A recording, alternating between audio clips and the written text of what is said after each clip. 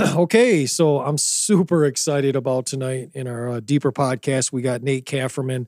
I just want to say I really appreciate you being here, man. Yeah, thanks for Super having me. excited. I just want to tell everybody that stay tuned. A little bit later, Nate's not only going to share kind of what his win is and what his passion is, but he's going to kind of share a little bit about where God's got him going and what he's looking at in the future. So we're here. Super excited about having you here, man. You're such a blessing. Now, share with us a little bit to start off with your passion, your win. Dude, what's the thing that wakes you up and you're excited? I mean, the thing that gets you going when you're tired. I mean, we've already talked about this. I've known you for a while. But kind of share that with us a little bit. I mean, that thing that God has really put in you that's impregnated you with. Yeah, no, I have a love for just music in general, but specifically worship. Like I love worship. Like music has been pretty much in part of my entire life. Like I grew up listening to music. I've always had a stronger, I guess, connection to music than most people. Like when I hear a song, like I get excited. If I really like a song, I'll get really excited about it. And like people look at me like I'm crazy because I get like jittery. And I'm like, oh, I love this.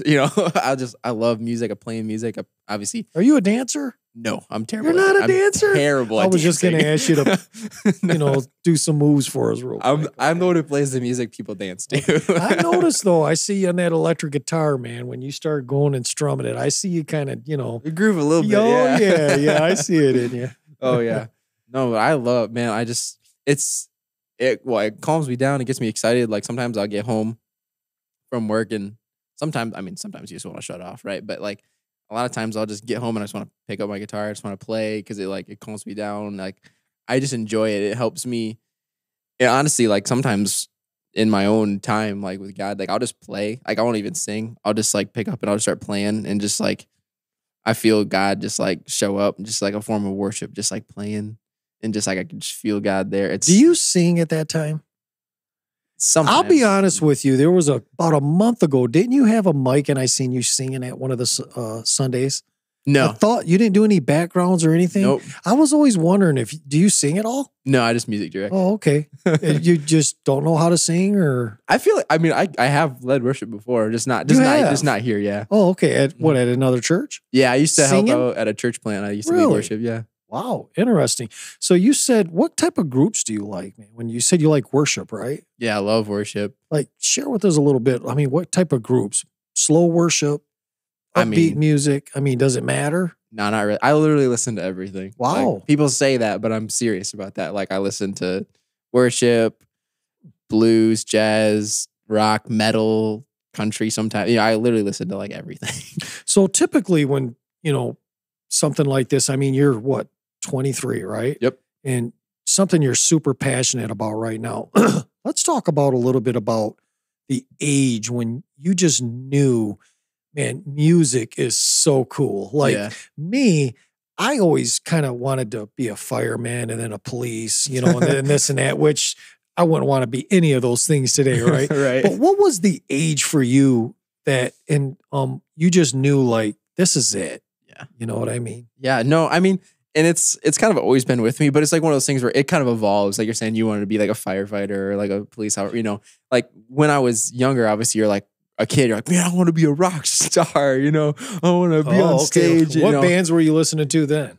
Any groups do you remember? Man, I used to listen to like some old stuff. Like, you remember Big Tent Revival? Oh yeah, I love those guys. I used to. So you even listened to Christian back then? Oh yeah. Oh wow. Yeah, okay. I grew up listening to Christian music. I actually, my parents had a rule that I couldn't listen to. I could only listen to Christian music until. Okay, wait a minute, 18. Dad. He's not throwing you under the bus. Okay? I'm not. No, no. So I grew up on pretty much all Christian music and worship. So it pretty much imprinted in me, whether I knew it or not as a kid, because that was all I knew. So I didn't realize it was worship music at the time because that was all I knew as a kid. But no, it kind of evolved as I got into it because I started playing guitar when I was 12, but I wanted to do it before then. There was actually times where I think I was probably had to have been like 8 or something, like, cause I was homeschooled. 8 years old. Wow. Yeah. And I tried to learn the guitar. Like I was super excited about it. I used to do these like homeschool classes at Res Life when my mom used to go there. And they had this class to learn guitar. So my parents bought me like this really small, like quarter-sized guitar because I was like super small and it was like too big for me. It wasn't one of those guitars, was it, with the real flimsy strings and everything? It definitely was, yeah. Okay. It was like a really cheap small guitar, but I literally could not play the guitar. Like I couldn't even remember 3 chords. They literally they showed us 4 chords and I couldn't remember them. Like for the life of me, I wanted to learn it so bad. I was so mad too because I was like, I thought I loved guitar. I want to do this so bad. These were actually classes, right? Yeah, it was a whole class, and so I got done with that, and I was like, it was discouraging, but it didn't like talk me out of it. Like I still wanted to do it, and I was like, I'm gonna still gonna do it, and I want to do it so bad. So then when I turned 12, my parents actually got me lessons. I did that for about like 6 months, but for some reason, I don't know why then, maybe it's just because I was started older. to click. Yeah, it just clicked. It started to click right away. And I mean, did you notice right away, or was this something you kind of struggled with? Or no, it was right so off. from off the 8 bat. to 12, you still had this, and you knew it. Mhm. You know what I mean? And then when you hit 12, it just clicked, and you were able to. And what did that? I mean, you said you only took lessons for 6 months. It had to have been. I maybe just like I was just learning acoustic, just simple chords, how to play songs. I did it for maybe like 6 months, and then after that, I kind of just like outgrew what I was being taught, and just kind of taught myself from there. Really? So yeah. No, I hear you play, and sometimes I wish at church we would do some little solos. You know what I mean? Sometimes you you know, and I'm like, okay, keep going, keep going. Now, self-taught, how long was it? I mean, was this from like 12 to something? I mean, so you're 12 years old, right? Yeah. You're kind of self-taught after about 6 months. What church? Did you end up going in a worship team or something? Or I mean, Yeah. When I was I kept playing obviously. So when I was about 14, 2 years. I started playing at Res Life on the worship team, just playing acoustic, you know, getting the feel for it. And that was when I really started to like fall in love with worship. Really? Yeah. It was just being there. It was in it, like as a kid, I didn't understand it. You know, like I don't know. This was new to me. All I know is I like it. Right. But no, that was like kind of what took me like to where I am now. Cause playing with bands is the biggest part. That, I guess for me is what taught me the most. Cause I was constantly surrounded with musicians who were better than me, people who were like really talented. And I got to grow because of that, which and that never so discouraged awesome. you. No. Wow. I mean, obviously, when you see somebody who's better than you, you're like, man, that sucks. I need to be. You wanted to be better. Be them, you know. But it pushed me to be better, and then I started getting more into electric guitars, or getting all like the pedals and all that cool stuff, And it's funny because like sometimes like I'm discouraged if I don't do well in something, but it's funny how when you're doing the things that God has called you, how fast the acceleration is. Yeah, and I kind of see that by, what you're sharing from 8 and then to 12 and then 12 to 14. Yeah. So what's kind of interesting, and I want to backtrack just a little bit if it's okay, is you said that, your parents had a rule that, to listen to worship and stuff. Mm-hmm. So it sounds like your parents really played a part here. Oh, yeah. Because, I mean, now you're a music director. Is that what it is? Yeah. At DCC Church. Mm-hmm. And can we talk a little bit about what does that look like? I mean, when you were young and your parents, and I know you were homeschooled your whole time. So explain a little bit about how that really played a role. Because I know as you've already mentioned your parents a few times, and you've mentioned about how that's all I listen to, and this and that. What does that look like, man? I mean, I didn't grow up in a Christian home, right? Yeah. I mean, it was everything but a Christian home. So to me, I'm kind of naive to that whole thing. Sure. You know what I mean? I was listening to Led Zeppelin at 8 years old. Yeah. Bad Company and AC/DC. But what does that look like? I mean, as far as unpack that a little bit for us, as far as how you grew up and how that impacted you, how that made a difference, and then how that springboarded you maybe into where you're at now. Sure. Yeah. Well, so I actually have talked to my parents about this, and my mom had told me that when we were born, God actually told them to homeschool us because for whatever reason, I don't know, he told them, but it was actually God told my parents to homeschool us probably to keep us segregated from all of the toxic culture in the world, right? And so growing up, they told us we could only listen to Christian music mainly because music is very influential. Like it plays a big part in people's lives, whether they know it or not. There's a very spiritual component to it as well, right? And at the time, like I didn't understand it because I was young and I kind of resented him for it. And I was like, this is dumb. Why can't I listen to, I had like my little MP3 player and at night I put my earbuds in and listen to like the bad stations or whatever when I'm, because Do your parents know that? they will now. Yeah.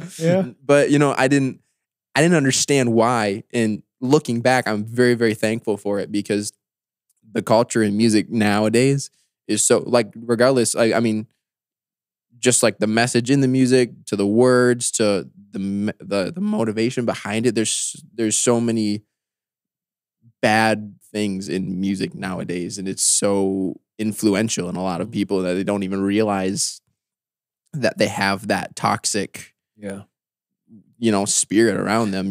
It's dude. You don't want to know what music I listen to at the gym when I'm tired at the end of the workout. I'm starting to get convicted here. I'm like, oh my gosh, he has no idea. You would judge me. No, I'm just kidding. Oh, I mean, I listen to some stuff at the gym too, but no, so I'm very thankful for that because I didn't grow up with that. Whether I would have been aware of it affecting me or not, it would have been because whatever I'm putting into myself is what's going to come out, right? Yeah. So I grew up listening to all like the old worship bands, like Old Hillsong and like Sonic Flood and all those guys. I still love that. Flood, yeah. They're really good. But so when I was younger, me and my brothers thought one time we were going to be, like, cause the Jackson 5 was out back then and they were the hot thing. Oh, and we used to have this, Sesame Street monster little keyboard. I used to play it and my kids had, like a brush and they're singing and everything. And let me ask you a question. When you were younger, did you ever try to join a band or anything or? I mean, not when I was younger. I did probably a couple years ago. I've tried to, but it's funny how like God, like the thing, like where God wants me is like so clear in like when I do that, like I have favor. And when all of the bands I've started or tried to start or be a part of just never worked. And there wasn't anything like, big falling out or it was this huge explosion of whatever. It just didn't work. There was, we tried, we did our best. We were good musicians. We all played on, worship teams. We all were great musicians. The songs we wrote weren't, and I didn't think they were bad, but it just never worked. Yeah.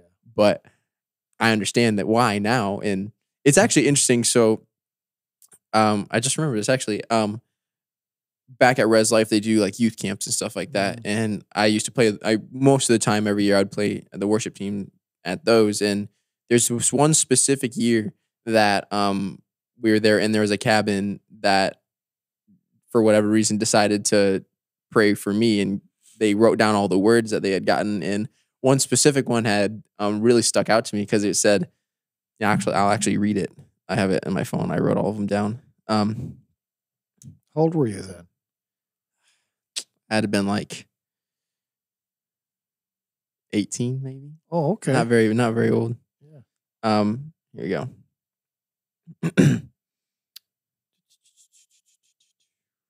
Here we go. This, I'm not sure which one of them I had. This says, he was on a stage with a bunch of people cheering for him. He was famous. Then I saw him here at youth camp worshiping God, not famous. God said, Nate's going to have opportunities to become famous, but I want him to stay in the small church setting because the enemy will attack him easier and it will be harder to speak to him. And that's good. It bothered me for a long time when I first read it because, and not because I was mad by that, but because I didn't understand it. Because I was like, why wouldn't he want me to be famous? I was like, he said, because it specifically said I'll have opportunities to, but he doesn't want me to. And it bothered me not because I was like, I would need to be a rock star, but I didn't understand it. Mm-hmm. But like now that I'm getting more into this and I'm growing in, in music directing and music and in my relationship with God and seeing the world and how music is out there, is like, I don't even want to be a part of that because it's so negative and I can influence the world and show God perfectly fine where we're at right now. Good. And regardless of where I'm at, if it's meant to do whatever it's meant to do, then So your God's heart going to do that. is worship. Your heart is Christian music. Oh yeah. Yeah, there's nothing wrong 100%. with that. So let's fast forward a little bit. Yeah. To when did you start going to DCC? I mean, how did that happen? I mean, and then now, you know, you're like the music director. Yeah. Is that the proper Music director, worship director. Worship director, sure. There's a couple Yeah. terms, but And I mean, you're 23. Yeah. You know, you're young. I mean, you're a man, but you're young. yeah. You know what I mean? When did you start going to DCC? It had to have been back in 2020 when COVID happened. Oh, okay. Oh, I know the story about Yeah. how your family ended up at. Yeah. It's Okay. kind of funny. Yeah. No, because we were going to a church at the time, and I'm not going to say what church it was, but afterwards I'll tell you. Yeah. Dude, oh yeah, Justin's back here. Dude, I've known Justin for how long have I known you? Probably from when I was like 15 back at Res. I've known this guy for a long time. Yeah. Wow. Nice. But no, it was funny. It was funny because the church we were at the time was like kind of like caving a little bit, and they started enforcing masks and stuff like that with COVID. And I was like, I don't agree with this. Like, I'm not going to do it. So, and I was actually at the worship team at the time, and I told them, I'm going to have to step back. I don't agree with this. And my family basically was like, okay, what church is not enforcing masks? And this was the only one that we found that was. Yeah. So that's here we are. But yeah. I heard that. I knew that because I talked to your dad. Yeah. And so, I mean, how long ago did you accept this position? I mean, let's rewind a little bit. Yeah. So you're 8 years old. You try to play guitar. It just wasn't clicking, but the passion was still there. You're 12. Then you go to 14. You're on a worship team. And then you hit what? How long has it been since you've been like actually on staff at DCC? On staff? Not even a year yet, actually. Oh, okay. So this is really. It'll be a year probably in the summer-ish. A lot of this stuff is being fulfilled just recently. Mm-hmm. So my question is where are you at now? I mean, Nate Camfferman. You know what I mean? I mean, what are you looking at for the future? I mean, the here and now. I mean, this is kind of like a dream for you, right? Oh yeah, 100%. No, I would love. I'll tell anybody this. I want to do this full time, and wow, I know whatever capacity, right? I know that this is where I need to go because it's funny when you tell people. For some reason there's a stigma behind it, right, wrong, or indifferent, right? Whenever you tell somebody that you want to work for a church, everybody's response that I've gotten is like, no, you don't want to work for a church. You don't want to do that for this, you know? Yeah. And it's funny because usually when you don't know something, you're like, I'm going to do this. And somebody's like, no, you don't want to do that because this, and this. And you're like, oh, really? Yeah, I didn't think about that. But every time somebody's like, you don't want to do that. And I'm like, you don't know what you're talking about. Yeah. Like, I'm doing this and you can't talk me out of it. But, you know, I guess the exciting thing for me is you're walking in, but in what you wanted, right? Yeah. But at the same time, it almost sounds like, man, you want more. You're hungry. You know what I mean? You want to go full time. You know what I mean? And we'll just believe that that's going to happen. Another question I have is what does that look like, man? I mean, so I get to church at 9 a.m. when Justin makes me to set stuff up. Before then, it's like we sneak in just before 10, you know. But what does that look like? Do you mind me asking you a few questions? I mean, church starts at 10. I mean, people think that you guys are up there and the instruments just kind of floated up there by themselves. You know, what time do you typically get to church, man? I show up at, most days I show up at like 6. 6 a.m.? Yeah. So you're there 4 hours early. Mm-hmm.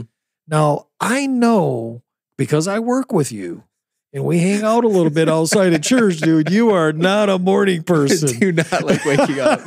Let me ask you, is it hard to get up at 6 doing this? It's easier than most days. That's a good answer. So because of that passion that you have in you, that desire you have in you, it's that so like I said earlier, what's that thing that wakes you up in the morning, man? What's that thing that gets you excited? This is it.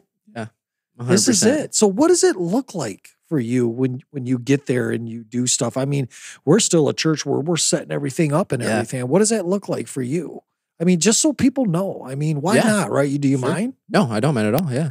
So, I mean, usually, yeah. I mean, and depending on the day, like what we have going, how many musicians, blah, blah, blah, whatever, if we were able to leave some stuff up, it varies. More consistently, I show up at 6. I just get all my stuff loaded in. I pull all the stuff out of the closet, set up the subs, set up the stage rack. I move all the stuff for front of house. You're there by yourself? By myself, yeah. Oh, wow. Yeah, I just unload it. Pretty much just getting stuff set up. I mean, and I would do it whether I was paid or not, just because I enjoy it, right? But I mean, because I'm in the position I'm in, my heart is to set up all the musicians for success, as much success as possible, right? So I'm there. That's I want to awesome. get all their stuff set up so they can show up and just, hey, this is my set, this is my place, this is where I am standing, or this is where I'm setting up the drums or whatever, and they can just plug in their stuff, get ready, so that they can be comfortable, they can take the time to be awake and be ready. Because I mean, I've been doing it for a long time, so I know there are days I come in and I'm not like super prepared, and I wish I had a little bit of time to just like fiddle a sec, just get zone, So as much as I can, I want to have everybody else be prepared and allow them that, And I'm sure Kevin appreciates that. Yeah, in the team. I mean, so you said you don't sing. So there's no like little solo you can sing to us real quick right now or anything? No, okay. I would rather not. Well, let me ask you a question. Dude, you're awesome at the guitar, especially, Thank you. And I know I've mentioned to Kevin a couple times, I'm like, hey man, let him go with them solos a little bit. I know sometimes I've been at churches, and they'll like, and the drums. Oh yeah.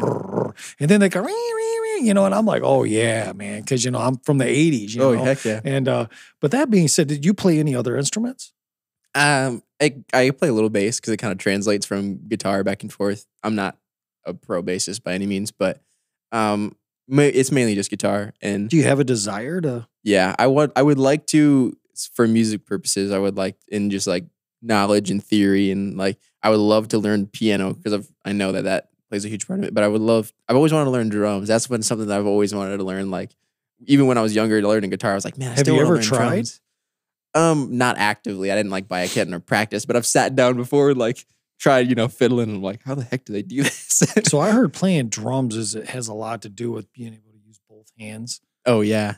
Coordinating, just separating. I don't know. I never hands. played. I got a kid and a daughter that plays a drum. So oh, okay. So let me ask you a question. Nate Camfferman, 2022.